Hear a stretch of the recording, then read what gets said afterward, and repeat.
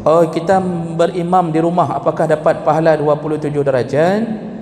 Saya mendapatkan keterangan tentang siapa yang mendapatkan pahala 27 derajat di dalam kitab Fiqh Islami wa Adillatuh yang dikarang oleh Wahbah Zuhaili, salah satu imam besar di Syria bermazhab Syafi'i.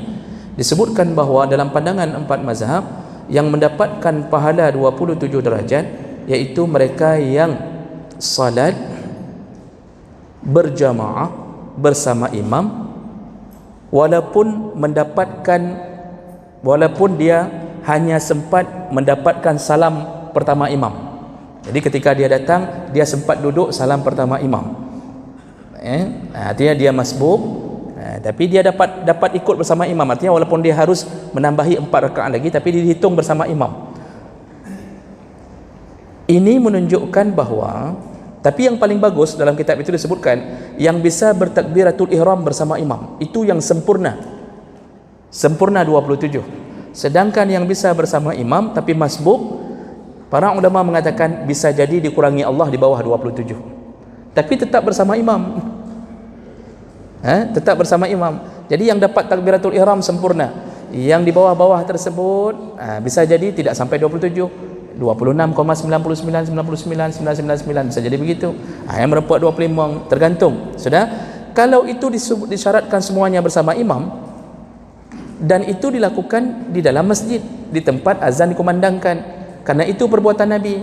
Nabi tidak pernah mencontohkan mengimami salat wajib kepada isteri-isterinya. Maka Rasulullah mengatakan, sallu kama ra'aitumuni usalli, lihatlah bagaimana aku salat. Termasuklah pahala 27 apabila yang laki-laki pergi ke masjid baru bergerak yang 27 itu.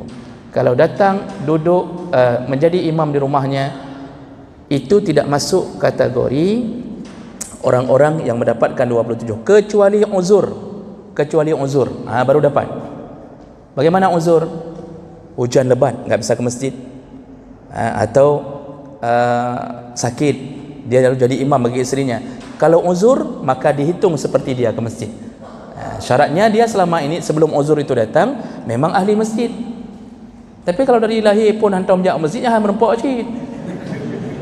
Jadi jangan fikirkan sakit dong merempok. Sekolah sakit anak kerja cik, itu tidak dapat juga.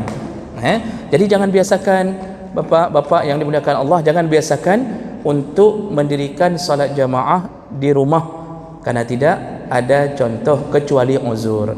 Yang perempuan itu tidak bermain di 27 kalau kita sandarkan ke hadis, karena Nabi mengatakan salatnya di rumahnya lebih utama daripada salatnya di masjid.